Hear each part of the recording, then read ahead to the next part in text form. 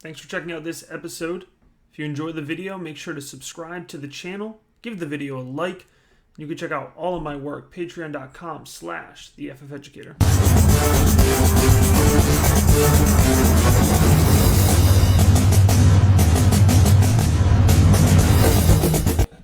This episode, we're going to be breaking down the current value of Denver Broncos running back Javonte Williams.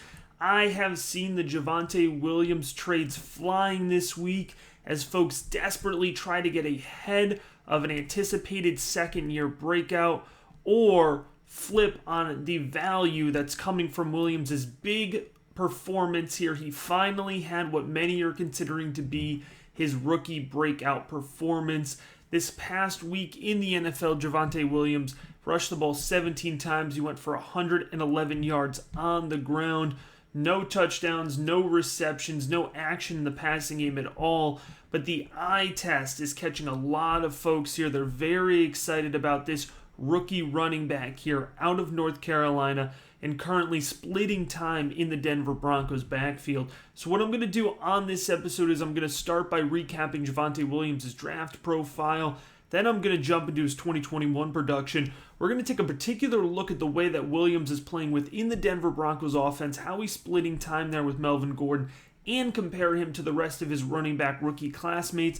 And then we're going to finish by an early projection here of what Javonte Williams' workload could look like in Denver next year if Melvin Gordon is not a part of the Denver Broncos. It's going to help us get a good grasp on exactly what Javonte Williams' current and long-term dynasty fantasy football value is. So let's start here by going to the chalkboard. Javonte Williams, from the rookie big board, he was my running back 3 in this year's past draft class. That put him at number 11 overall. So I had Javonte Williams projected here or valued as a late first round rookie pick. I will say that's lower than most folks. Some had Javonte Williams as running back 1.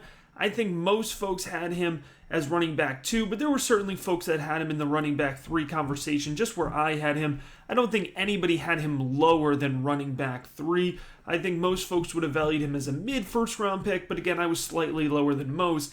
I by no means was completely out on Javonte Williams, though. His RBBR, rookie big board rating, put him at a 7.3, and for those who aren't subscribed to the Patreon and don't have access to the rookie big board, I'll just go ahead and let you know that that projection equals out to be a weekly starter.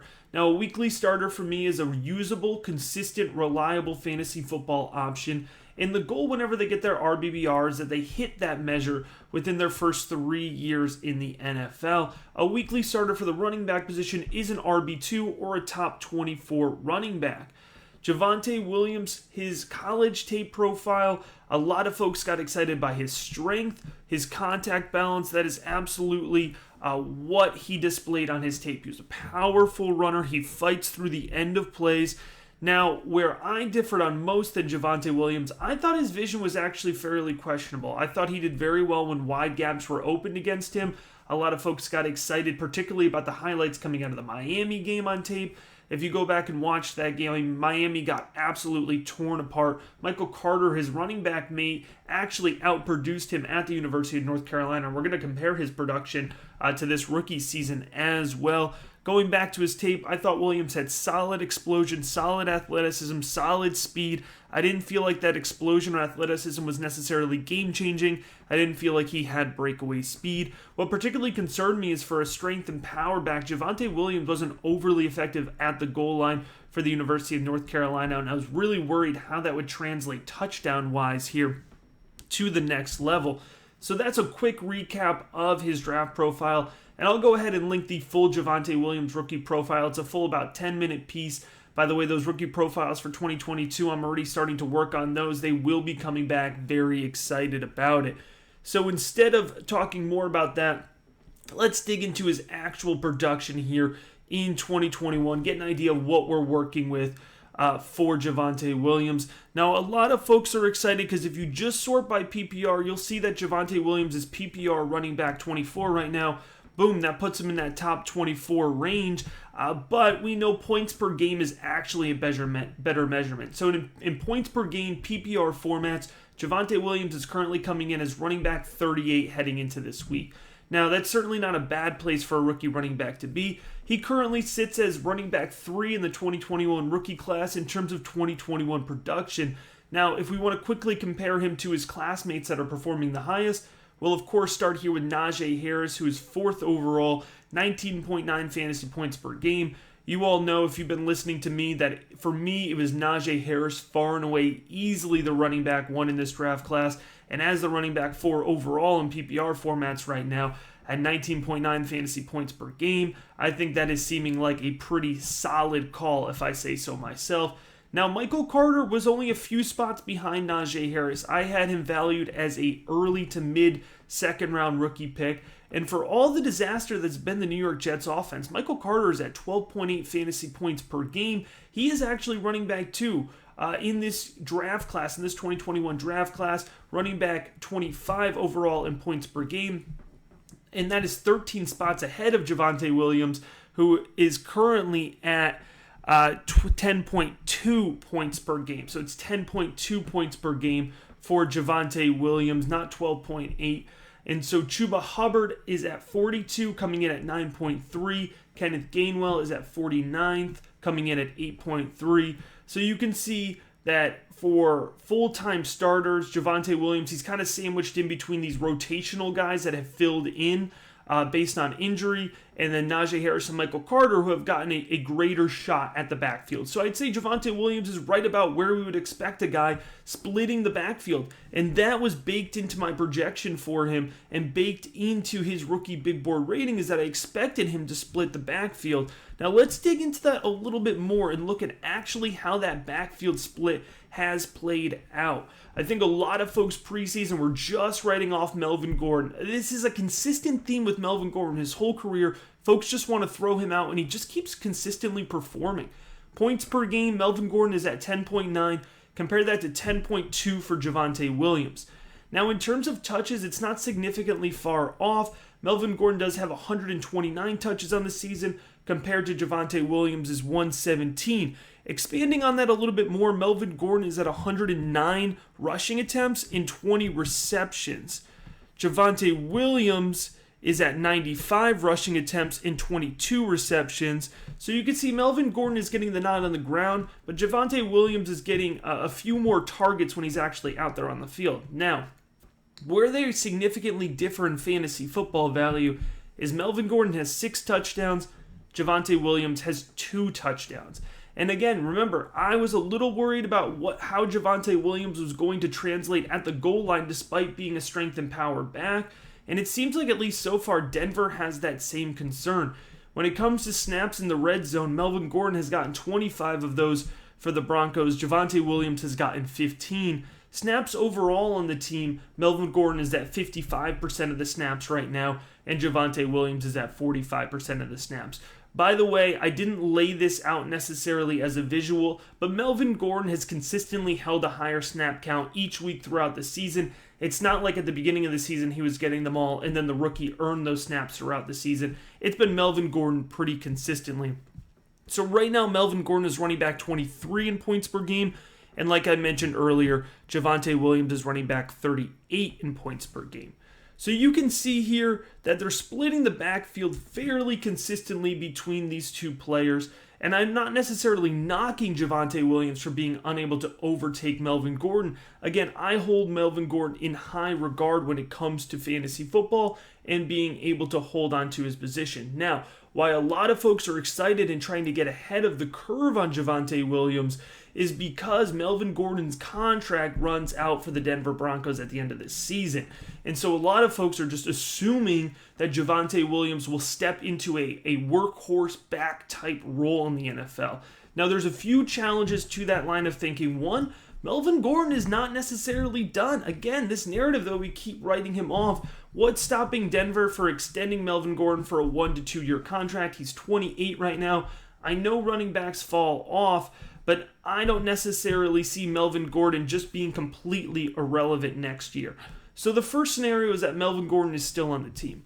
The second scenario is that they move on from Melvin Gordon and sign another veteran or draft another guy on day 3 just to kind of split this workload in this backfield. Now, for fantasy football purposes, I'll say I'm going to buy into the idea here that Javonte Williams will actually be the back, right? Let's say he leads the backfield here. And so I'm going to lay out a scenario for his 2022 projection, which says that Melvin Gordon is off the team, right? Because that's what all the Javonte Williams faithful are hoping for, right?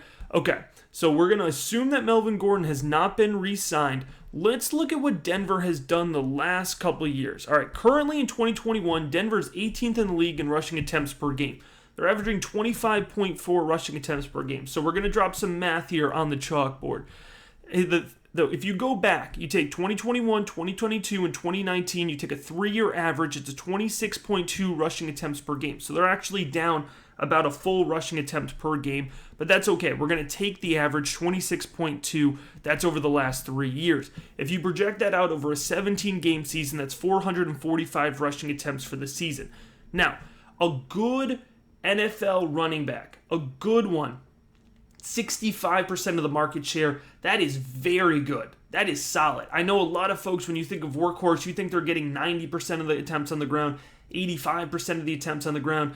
Derrick Henry and Najee Harris are really the only guys doing that. So in this math, in this projection, I'm being pretty ambitious for Javonte Williams. I'm kind of giving as close to a best case outlook as I can while still being reasonable. 65% of the work on the ground would be a 20% increase from what he's seeing right now. So if you project that out, that's 289 carries for Javonte Williams. That's significant, right? Whether you like a player or you don't like a player, in fantasy football, you chase volume. That's a cardinal rule of mine. So that's a good starting point. Let's give Javonte Williams some credit. He's been doing pretty good in his receptions this year. He's caught 84% of his receptions. Now, obviously with Teddy B there, it's a lot of short receptions, a lot of checkdowns, but let's give him credit. Let's bump up his target share to 10%, be about 31 receptions here based on his current target receiving yards percent. So, or his receiving percent in the projected targets. So let's be optimistic here.